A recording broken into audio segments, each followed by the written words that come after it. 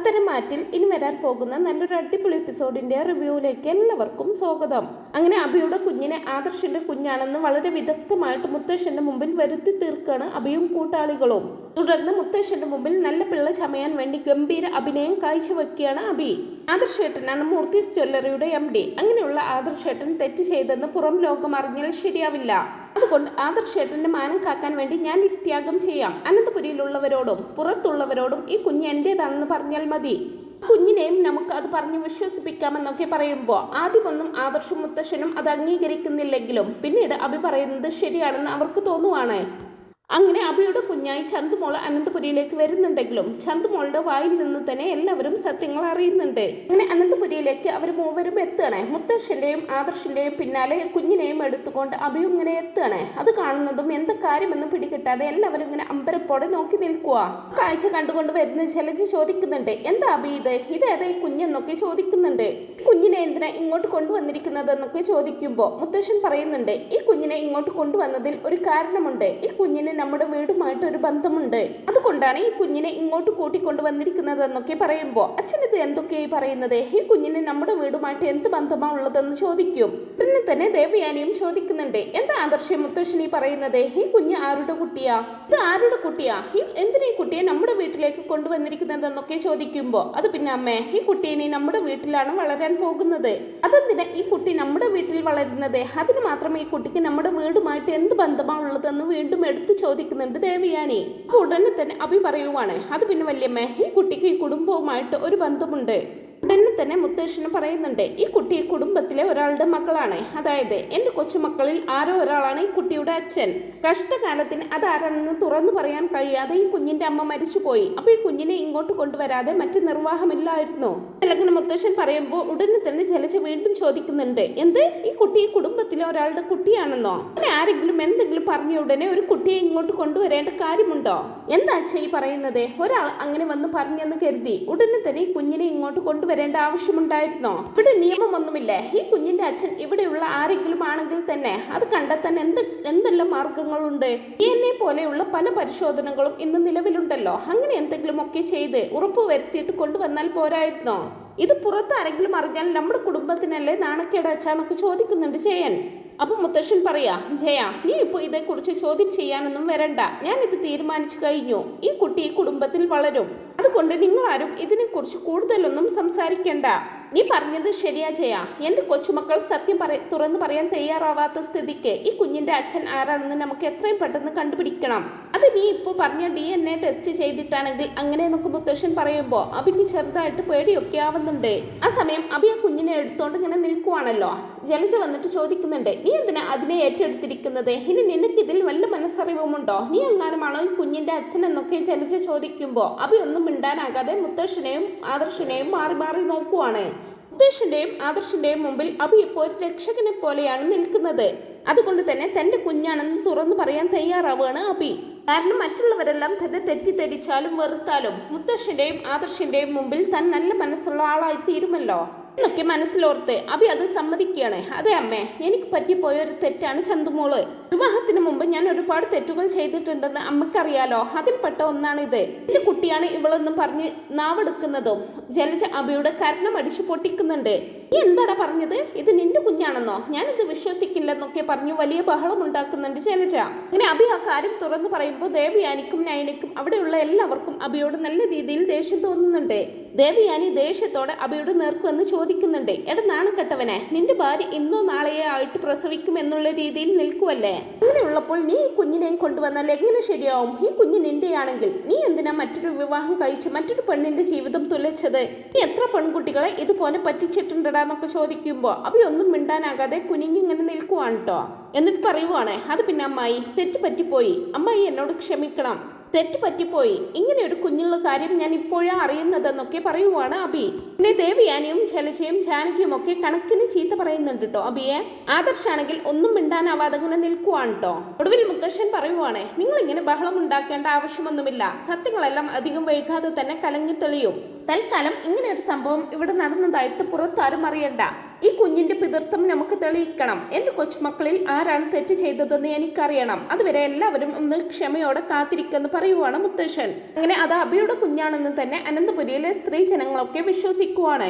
എന്നാൽ ആദർശും മുത്തശ്ശനും ഇതിന്റെ സത്യാവസ്ഥ അറിയാതെ ഇങ്ങനെ വീർപ്പുമുട്ടുവായിരിക്കും. ചന്തുമോളാണെങ്കിൽ പറഞ്ഞു കൊടുത്തിട്ടുള്ളത് പോലെ അഭിയെ അച്ഛാന്നൊക്കെ വിളിക്കുന്നുണ്ടെങ്കിലും ഇടയ്ക്കിടയ്ക്ക് ആദർശിനെ നോക്കുന്നുണ്ട്. ഈ സമയത്ത് തന്നെ ആയിരിക്കും നവ്യക്ക് പ്രസവ വേദനയൊക്കെ വന്നിട്ട് നവ്യയെ ഹോസ്പിറ്റലിലേക്ക് ആക്കുന്നത്. പിന്നെ എല്ലാവരും അങ്ങോട്ട് ചെല്ലുവാണ്. നയനയും അങ്ങോട്ട് ചെല്ലുന്നുണ്ട്. തൽക്കാലം നവ്യ ഈ കാര്യം അറിയണ്ടെന്ന് എല്ലാവരും തീരുമാനിച്ചിട്ടുണ്ടാവും. ഇതിനെ കുറിച്ച് കോംപ്ലിക്കേഷൻ ഒക്കെ ഉണ്ടാകുന്നുണ്ടെങ്കിലും നവ്യയുടെ പ്രസവം ഒക്കെ നടക്കുന്നുണ്ട്. ഒരു ആൺകുഞ്ഞിന് നവ്യ ജന്മം നൽകുകയും ചെയ്യുവാണ്. ഇങ്ങനെ നവ്യയുടെ പ്രസവത്തിന്റെ കാര്യങ്ങളൊക്കെ കഴിഞ്ഞ് നയന തിരികെ അനന്തപുരിയിലേക്ക് തന്നെ വരുന്നുണ്ട്. കുഞ്ഞാണെങ്കിൽ നയന വരുന്നത് കാത്തിരിക്കായിരിക്കും. നയനയോട് വല്ലാത്തൊരു അടുപ്പം ഉണ്ടായിട്ടുണ്ടാവും ആ കുഞ്ഞിന്. നയനയ്ക്കാണെങ്കിലും ആ കുഞ്ഞിനെ ഭയങ്കര ഇഷ്ടമാണ് കേട്ടോ. നയന അതിനെ എപ്പോഴും ചേർത്ത് നിർത്തി അതിന്റെ കാര്യങ്ങളൊക്കെ ഭംഗിയായിട്ട് ചെയ്തു കൊടുക്കുന്നുണ്ട്. തെറ്റ് ചെയ്തത് അഭിയാണ്. അഭിയോട് എത്ര തന്നെ ദേഷ്യമുണ്ടെങ്കിലും ഈ കുഞ്ഞിനോട് അതിന്റെ ദേഷ്യം കാണിക്കണ്ടല്ലോ എന്നുള്ള ഒരു രീതിയായിരിക്കും നയനയ്ക്ക്. പിന്നെ നയനയുമായിട്ട് ഭയങ്കര കൂട്ടാവുന്നുണ്ട് ആ കുട്ടി. നയനയെ ഒരു ദിവസം പോലും കാണാതിരിക്കാൻ വയ്യാത്തൊരവസ്ഥയിൽ എത്തുന്നുണ്ട്. നവ്യയെയും കുഞ്ഞിനെയും കാണാനായിട്ട് നയന നന്ദാവനത്തിലേക്ക് പോകുന്ന സമയത്തൊക്കെ ആ കുഞ്ഞ് ആദർശിന്റെ അരികിലേക്ക് ചെന്നിട്ട് ചോദിക്കുവാണ്, ആന്റി എപ്പോൾ വരും അങ്കിൾ എന്നൊക്കെ. ആന്റി ഇവിടെ ഇല്ലല്ലോ, എന്താ മോളെ എന്നൊക്കെ ചോദിക്കുമ്പോൾ എനിക്ക് ആന്റിയെ കാണണം, എനിക്ക് ആന്റിയുടെ കൂടെ കിടന്നാലേ ഉറങ്ങാൻ പറ്റൂ എന്നൊക്കെ പറയുവാണ്. നയനയെ ഒരു നേരം പോലും പിരിഞ്ഞിരിക്കാൻ പറ്റാത്തൊരവസ്ഥയിൽ അത്രത്തോളം കൂട്ടാവുന്നുണ്ട് കേട്ടോ നയനയുമായിട്ട് ചന്തുമോള്. അതേസമയം ദേവയാനിയാണെങ്കിൽ ആദർശനോട് ചോദിക്കുന്നുണ്ട്, ആദർശേ എന്താ ഇതിന്റെ അകത്തെ സത്യം? മുത്തശ്ശൻ എന്തിനാ ഇങ്ങനെ ഒരു തീരുമാനമെടുത്തത്? കുഞ്ഞിന്റെ അച്ഛൻ യഥാർത്ഥത്തിൽ ആരാണ്? നിനക്ക് എന്തെങ്കിലും അറിയാവോ എന്നൊക്കെ ചോദിക്കുമ്പോ, അമ്മേ എനിക്കും ഒന്നും അറിയില്ല. മുത്തശ്ശനാണ് പെട്ടെന്ന് എല്ലാം തീരുമാനിച്ചത്. അനഘ എന്ന് പറയുന്ന ഒരു പെൺകുട്ടി വിളിച്ചിരുന്നെന്നും അവൾ വിളിച്ചിട്ടാണ് പോകുന്നതെന്നും പറഞ്ഞ മുത്തശ്ശൻ എന്നെയും അഭിയെയും കൂട്ടിക്കൊണ്ടു പോയത്. പക്ഷെ ഞങ്ങൾ അവിടെ ചെല്ലുമ്പോഴേക്കും ആ പെണ്ണ് മരിച്ചു കഴിഞ്ഞിരുന്നു. എന്തായാലും അഭിയല്ലേ ഇപ്പൊ കുഞ്ഞിനെ ഏറ്റെടുത്തിരിക്കുന്നത്. സത്യം നമുക്ക് വൈകാതെ കണ്ടുപിടിക്കാം അമ്മ. അമ്മ ഒന്ന് സമാധാനമായിട്ടിരിക്കുന്നൊക്കെ പറയുന്നുണ്ട്.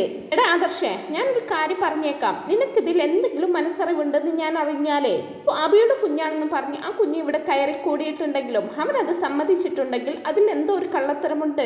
എങ്കിൽ അവൻ ഇത് പെട്ടെന്നങ്ങ് സമ്മതിക്കാനൊന്നും പോകുന്നില്ല. ഇനിയിപ്പോ ആദർശേ, നീയാണ് ഈ കുഞ്ഞിന്റെ അച്ഛനെന്നെങ്ങാനും അറിയുവാണെങ്കിൽ നിനക്ക് പിന്നെ ഈ വീട്ടിൽ ഒരു സ്ഥാനമുണ്ടാവില്ല.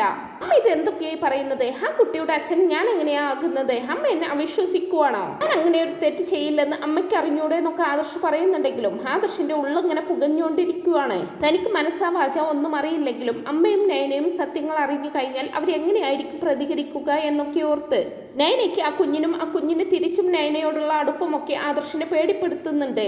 ഇരിക്കെ നയന ഒരു ദിവസം ആ കുഞ്ഞിനോട് ചോദിക്കുവാണ്, മോളെ മോളുടെ അമ്മയ്ക്ക് എന്ത് പറ്റിയതാണ്? എങ്ങനെയാ അമ്മ മരിച്ചതെന്നൊക്കെ ചോദിക്കും. അറിയില്ല ആന്റി, അമ്മയ്ക്ക് വെയ്യായിരുന്നോ, അമ്മയ്ക്ക് അസുഖമായിരുന്നോ, അതുകൊണ്ടാണ് അമ്മ മരിച്ചു പോയത്. മോൾക്ക് ഇനി ആരുമില്ലെന്നൊക്കെ പറയുന്നുണ്ട് ആ കുട്ടി. ആരുമില്ലെന്ന് മോള് പറയരുത്, മോൾക്ക് ഞങ്ങളൊക്കെ ഇല്ലേ? ഇല്ല, മോളുടെ അച്ഛനാരാ? മോളുടെ അച്ഛനെ മോള് കണ്ടിട്ടില്ലേ? മോളുടെ അച്ഛൻ ആരാണെന്ന അമ്മ പറഞ്ഞു തന്നിട്ടുള്ളത്. മോളുടെ അച്ഛനെ മോള് കണ്ടിട്ടുണ്ടോ എന്നൊക്കെ ചോദിക്കുമ്പോ ആ കൊച്ചൊന്നും മിണ്ടാനാവാതെ ഇങ്ങനെ നിൽക്കുവാണ്. എന്നെ അച്ഛൻ കാണാൻ വരുമെന്ന് അമ്മ എപ്പോഴും പറയാറുണ്ടായിരുന്നെന്ന് പറയണതും. എന്നിട്ട് അച്ഛൻ വന്നിരുന്നോ എന്ന് ചോദിക്കും. എന്നെ കാണാനായിട്ട് അച്ഛൻ വന്നില്ല, പക്ഷെ അച്ഛന്റെ ഫോട്ടോ ഞാൻ കണ്ടിട്ടുണ്ട്. അച്ഛന്റെ ഫോട്ടോ ഞങ്ങളുടെ വീട്ടിലുണ്ടെന്നൊക്കെ പറയുവാണ് ചന്തുമോള്. ആരാ മോളുടെ അച്ഛൻ? ഈ അഭി തന്നെയാണോ മോളുടെ അച്ഛൻ എന്ന് ചോദിക്കുവാണ് നയന. ചന്തുമോള് ഒന്നും മിണ്ടാതെ അങ്ങനെ നിൽക്കുമ്പോ, സത്യം പറ മോളെ, ആന്റിയെ മോൾക്ക് ഇഷ്ടല്ലേ? അങ്ങനെയാണെങ്കിൽ മോളുടെ അച്ഛൻ അഭി തന്നെയാണോ? ഇതിനു മുമ്പ് അഭി മോളുടെ വീട്ടിൽ വന്നിട്ടുണ്ടോ എന്നല്ല അങ്ങനെ വീണ്ടും ചോദിക്കുമ്പോ ആ കുട്ടി പറയുവാണ്, അല്ല, അഭി അല്ല എന്റെ അച്ഛൻ. ഇവിടെയുള്ള മറ്റേ അങ്കിളാണ് എൻ്റെ അച്ഛൻ എന്ന് പറയുമ്പോൾ നയന അങ്ങ് ഞെട്ടിപ്പോവാണ്. ആ അങ്കിളാണ് അച്ഛനെന്ന് ആരാ മോളോട് പറഞ്ഞതെന്ന് ചോദിക്കുമ്പോൾ, അതെ, അമ്മയുടെ അങ്കിൾമാരാ എന്നോട് പറഞ്ഞത്. അമ്മയും അച്ഛനും നിൽക്കുന്ന ഫോട്ടോയൊക്കെ എൻ്റെ വീട്ടിലുണ്ട്. അച്ഛൻ്റെ ഫോട്ടോ കാണിച്ചിട്ട് ഇതാണ് എൻ്റെ അച്ഛനെന്ന് അവരാണ് എനിക്ക് പറഞ്ഞു തന്നത്. ഫോട്ടോയിലുള്ള ആള് ഈ അങ്കിൾ തന്നെയാണെന്നൊക്കെ പറയുവാണ്. അത് കേൾക്കുമ്പോൾ നയന ആകെ ഞെട്ടുന്നുണ്ടെങ്കിലും വീണ്ടും ചോദിക്കുകയാണ്, എന്നിട്ട് എന്തിനാ മോള് ഇവിടെ വന്ന് കള്ളം പറഞ്ഞതെന്ന് ചോദിക്കും. ഈ അങ്കിളാ എന്നോട് പറഞ്ഞത് ഇവിടെ വീട്ടിൽ വന്നിട്ട് ഞാനാണ് നിന്റെ അച്ഛനെന്ന് എല്ലാവരോടും പറഞ്ഞാൽ മതിയെന്ന്. ഇതല്ല, ഞാനാണ് മോളുടെ അച്ഛനെന്ന് എല്ലാവരോടും പറയാൻ അങ്കിളാണ് എന്നോട് പറഞ്ഞത്. പറഞ്ഞ് എനിക്ക് ഐസ്ക്രീമും ബിരിയാണിയും ഒക്കെ വാങ്ങിച്ചു തന്നു. അതുകൊണ്ടാണ് ഞാൻ അങ്ങനെ പറഞ്ഞത്. പക്ഷെ എൻ്റെ അച്ഛൻ മറ്റേതാണ്. എൻ്റെ അച്ഛൻ്റെ ഫോട്ടോ ഞാൻ കണ്ടിട്ടുണ്ടല്ലോ, എൻ്റെ അമ്മയുടെ കൂടെ നിൽക്കുന്ന ഫോട്ടോ. അപ്പൊ അതല്ലേ എൻ്റെ അച്ഛൻ എന്നൊക്കെ പറയുവാണ് കേട്ടോ കുട്ടി. ചന്തുമോൾ ഇങ്ങനെ എല്ലാം പറയുന്നത് കേൾക്കുമ്പോഴേക്കും ആകെപ്പാടെ ഞെട്ടിപ്പോവാണ് നയനയ്ക്ക് ദേഷ്യം വന്നിട്ട് കണ്ണുകളൊക്കെ നിറഞ്ഞു പോകുന്നുണ്ട്. ആദർശേട്ടൻ തന്നെ ചതിച്ചോ എന്നൊക്കെ ഓർത്ത് നയന ഇങ്ങനെ പൊട്ടിക്കരയുവാണ്. എന്നിട്ട് പിന്നെ നയന നേരെ ആദർശന്റെ അരികിലേക്ക് ചെല്ലുവാണ്. ആദർശന്റെ അരികിൽ ചെന്നിട്ട് ചോദിക്കുന്നുണ്ട്, എന്താ ആദർശേട്ട ഇത്? ആദർശേട്ടൻ ഇത്രയും വലിയൊരു തെറ്റ് ചെയ്തിട്ട് അത് മറ്റുള്ളവരുടെ തലയിൽ കെട്ടിവെക്കാൻ ആദർശേട്ടൻ നാണമില്ലേ? എന്താ നയനെ പറയുന്നത്? എനിക്കൊന്നും മനസ്സിലാവുന്നില്ലെന്നൊക്കെ പറയുമ്പോ ആദർശേട്ടൻ മിണ്ടിപ്പോകരുത്, എല്ലാ സത്യങ്ങളും ഞാൻ അറിഞ്ഞു. ചന്തുമോള് അഭിയുടെ കുഞ്ഞാണെന്ന് അല്ലേ? ഇത്രയും വലിയൊരു തെറ്റ് ചെയ്തിട്ട് അത് മറ്റുള്ളവരുടെ തലയിൽ കെട്ടിവെക്കാൻ നാണമില്ലേ ആദർശേട്ടന്? ആ കുഞ്ഞിന്റെ അച്ഛൻ ശരിക്കും ആദർശേട്ടനാണല്ലേ? എന്തിനാ ആദർശേട്ട എന്നോട് ഇത്രയും വലിയൊരു ചതി ചെയ്തത്? എന്നാലും ആദർശേട്ടന് ഇത്രയും ക്രൂരമായിട്ട് ചിന്തിക്കാനുള്ള ഒരു മനസ്സുണ്ടെന്ന് ഞാൻ ഒരിക്കലും കരുതിയിരുന്നില്ല. ഇത്രയും വലിയൊരു തെറ്റ് ചെയ്തിട്ട് നാണക്കേട് കാരണം അത് മറ്റുള്ളവരുടെ തലയിൽ കെട്ടിവെക്കുന്നു. എന്തൊക്കെയാ നയന ഈ പറയുന്നത്? നിന്നോടാരാ ഇതൊക്കെ പറഞ്ഞതെന്ന് ചോദിക്കുമ്പോ ആരാ പറയേണ്ടത്? ആരാണ് ആ കുഞ്ഞിന്റെ അച്ഛൻ എന്ന് പറഞ്ഞാൽ ആദർശേട്ടൻ വിശ്വസിക്കുക? അന്നുമോൾ തന്നെ എന്നോട് എല്ലാ കാര്യങ്ങളും പറഞ്ഞു. ആദർശേട്ടനാണ് ആ കുട്ടിയുടെ അച്ഛനെന്ന്. അപ്പൊ ആദർശേട്ടൻ ഇത്രയും നാളും എന്നെ ചതിക്കുമായിരുന്നല്ലേ? എന്റെ നയനെ, നീ എന്നെ അവിശ്വസിക്കരുത്. അഭിയാണെന്ന് അവൻ തന്നെ പറഞ്ഞില്ലേ? പിന്നെന്തിനാ നീ ഇപ്പൊ എന്നെ സംശയിക്കുന്നത്? അഭിയാണെന്ന് അവൻ പറഞ്ഞത് കൊണ്ട് തന്നെയാ എനിക്ക് സംശയം. അങ്ങനെയൊന്നും അവൻ ഒരിക്കലും പറയില്ല. അഥവാ കുട്ടിയുടെ അച്ഛൻ അഭിയാണെങ്കിൽ അത് അവൻ അല്ലെന്നേ പറയൂ. അവന്റെ സ്വഭാവം അനുസരിച്ച് ഒന്നുകിൽ ആദർശേട്ടന്റെ തലയിലോ അല്ലെങ്കിൽ അനിയുടെ തലയിലോ കെട്ടിവെക്കാനേ അവൻ ശ്രമിക്കൂ. അങ്ങനെയുള്ള അവൻ ഇതെല്ലാവരുടെയും മുമ്പിൽ വന്ന് എന്റെ കുട്ടിയാണെന്ന് പറയുമ്പോൾ അതിലെന്തോ കള്ളത്തരമുണ്ടെന്ന് എനിക്ക് തോന്നി. അതുകൊണ്ട് തന്നെയാണ് ഞാൻ ചന്തുമോളോട് സത്യങ്ങളെല്ലാം ചോദിച്ച് മനസ്സിലാക്കിയത്. കുഞ്ഞിന്റെ അമ്മയ്ക്ക് അസുഖമായിരുന്നെന്നും അമ്മ മരിച്ചപ്പോൾ അമ്മയുടെ അങ്കിൾമാരെ അച്ഛനാണെന്നും പറഞ്ഞ് കാണിച്ചു കൊടുത്ത ഫോട്ടോ ആദർശേട്ടൻ്റെ അതാണെന്നോ? സത്യം പറ ആദർശേട്ട, അത് ആദർശേട്ടന്റെ കുഞ്ഞ് തന്നെയല്ലേ? അങ്ങനെയൊന്നും ആരും നുണ പറഞ്ഞു വരില്ലല്ലോ. ഇങ്ങനെ ചോദിക്കുമ്പോൾ ആദർശം ഒന്നും മിണ്ടാതെ അങ്ങനെ നിൽക്കുവാണ്. എന്റെ കുഞ്ഞല്ലെന്ന് തനിക്കറിയാമെങ്കിലും തെളിവുകളൊന്നും ഇല്ലാത്തിടത്തോളം കാലം മറ്റാരും തന്നെ വിശ്വസിക്കില്ലെന്ന് തോന്നുവാണ് കേട്ടോ ആദർശിന്. അങ്ങനെ നയനയ്ക്ക് പിന്നാലെ വീട്ടിലെ ബാക്കിയുള്ളവരും അറിയുന്നുണ്ട് അത് ആദർശിന്റെ കുഞ്ഞാണെന്ന്. ആദർശിന്റെ കുഞ്ഞാണെന്ന് അറിയുന്നതും ദേവയാനിയൊക്കെ വലിയ ബഹളമുണ്ടാക്കുന്നുണ്ട്. ആദർശിനെ ചോദ്യം ചെയ്ത് അവനെ അവിശ്വസിച്ച് അവന്റെ മുഖത്തടിക്ക് വരെ ചെയ്യുന്നുണ്ട് ദേവയാനി. ആദർശ് സത്യം പറയാനായിട്ട് നയനയുടെ അരികിലേക്ക് ചെല്ലുന്നുണ്ടെങ്കിലും ആദർശിനെ അവഗണിച്ച് പോവാണ് കേട്ടോ നയന. ഒടുവിൽ സഹി കടന്ന് ആദർശ് നയനയെ പിടിച്ചു നിർത്തി സംസാരിക്കുവാണ്. നീ എന്ത് ഇങ്ങനെ എന്നെ ഇത്രമാത്രം അവഗണിച്ച് പോവാൻ ഞാൻ എന്ത് തെറ്റാ ചെയ്തത്? ആദർശേട്ടൻ ചെയ്ത തെറ്റാണ് എന്താണെന്ന് ആദർശേട്ടൻ അറിയില്ലേ? ഒരു ഭാര്യയോട് ചെയ്യാൻ പറ്റുന്ന തെറ്റാണോ ആദർശേട്ടൻ ചെയ്തത് എന്നെല്ലാം ചോദിക്കുമ്പോൾ നയനെ, നിനക്കെന്നെ തീരെ വിശ്വാസമില്ലേ? നീയെങ്കിലും എന്നെ ഒന്ന് മനസ്സിലാക്ക്. എനിക്ക് പറയാനുള്ളത് നീയെങ്കിലും ഒന്ന് കേൾക്ക്. സത്യമായിട്ടും എനിക്കിതിന് പിന്നിൽ യാതൊരു മനസ്സറിവുമില്ല. ചന്തുമോളുടെ അച്ഛൻ ഞാനല്ല. ഞാൻ അങ്ങനെ ഒരു തെറ്റ് ചെയ്തിട്ടില്ല. അന്ന് മുത്തശ്ശൻ എന്നെ അവിടേക്ക് കൂട്ടിക്കൊണ്ടു പോയപ്പോൾ മാത്രമാണ് ഞാൻ ആ കുഞ്ഞിനെയും അതിൻ്റെ അമ്മയെയും നേരിട്ട് കാണുന്നത് തന്നെ. ഇതിന് പിന്നിൽ എന്തോ ഒരു ചതി നടന്നിട്ടുണ്ട് നയനെ. ഫോട്ടോയൊക്കെ ഫോട്ടോഷോപ്പ് വരുത്തി ഒപ്പിക്കാവുന്നതല്ലേ ഉള്ളൂ. ആ കുഞ്ഞിനെ ഞാനാണ് അതിന്റെ അച്ഛനെന്നും പറഞ്ഞ് ആരോ പറഞ്ഞു വിശ്വസിപ്പിച്ച് വെച്ചിരിക്കുക. ആ കുഞ്ഞു മനസ്സ് അത് വിശ്വസിച്ച് കഴിഞ്ഞു. പക്ഷെ നയനെ, ഞാൻ ഒരിക്കലും തെറ്റ് ചെയ്തിട്ടില്ല. നീയാണ് സത്യം, എന്റെ അമ്മയാണ് സത്യം. ഞാൻ അങ്ങനെ ഒരു തെറ്റ് ചെയ്തിട്ടില്ല. എന്റെ ജീവിതത്തിൽ നീ അല്ലാതെ മറ്റൊരു പെണ്ണുണ്ടായിട്ടില്ല. നയനെ, നീ എങ്കിലും എന്നെ ഒന്ന് വിശ്വസിക്കേ. സത്യാവസ്ഥ മനസ്സിലാക്കാതെ എല്ലാവരും കൂടി എന്നെ ഇങ്ങനെ ഒറ്റപ്പെടുത്തിയാൽ ഞാൻ എന്തെങ്കിലും അവിവേകം കാണിച്ചു പോകുമെന്നൊക്കെ പറയുവാണ് ആദർശ്. അത് കേൾക്കുമ്പോൾ നയനയ്ക്ക് ചെറിയ വിഷമം തോന്നുന്നുണ്ട്. ആദർശ് ആ ഒരു കാര്യത്തിൽ തന്നെ ഉറച്ചു നിൽക്കുമ്പോൾ പറയുന്നതിൽ എന്തോ ഒരു കാര്യമുണ്ടെന്ന് നയനയ്ക്കും തോന്നുന്നുണ്ട്. അങ്ങനെയാണെങ്കിൽ ആരായിരിക്കും ആദർശേട്ട ചന്തുമോളുടെ അച്ഛൻ എന്നൊക്കെ ചോദിക്കുമ്പോൾ എനിക്കറിയില്ല നയനെ. എന്തായാലും കണ്ടുപിടിക്കണം. ആരാണ് എന്നോട് ഇങ്ങനെ ഒരു ചതി ചെയ്തതെന്ന് എനിക്ക് കണ്ടുപിടിച്ചേ പറ്റൂ. നയനെ, നീ അതിനെ എൻ്റെ കൂടെ നിൽക്കണം. എങ്കിലേ എനിക്ക് സത്യം കണ്ടെത്താനാവൂ എന്നൊക്കെ ആദർശ് പറയുമ്പോൾ ഞാൻ എന്തിനും ആദർശേട്ടൻ്റെ കൂടെ തന്നെ ഉണ്ടാവുമെന്ന് ഉറപ്പ് കൊടുക്കുന്നുണ്ട് നയന.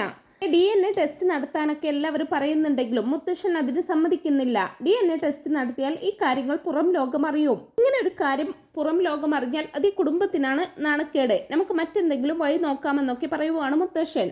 അങ്ങനെ അവരുടെ മുമ്പിൽ എല്ലാ വഴികളും അടയുമ്പോൾ ആദർശും നയനയും തന്നെ അന്വേഷിക്കാനായിട്ട് ഇറങ്ങി പുറപ്പെടുവാണ്. അവരങ്ങനെ ആദ്യം അനഘയുടെ കുടുംബത്തിൽ നിന്നാണ് അന്വേഷണം തുടങ്ങുന്നത്. അപ്പോഴാണ് അറിയുന്നത് അനഘയ്ക്ക് ബന്ധുക്കളായിട്ട് ആരുമില്ല എന്നുള്ള കാര്യം. അപ്പോൾ തന്നെ ആദർശിന് സംശയം കൊടുങ്ങുന്നുണ്ട്.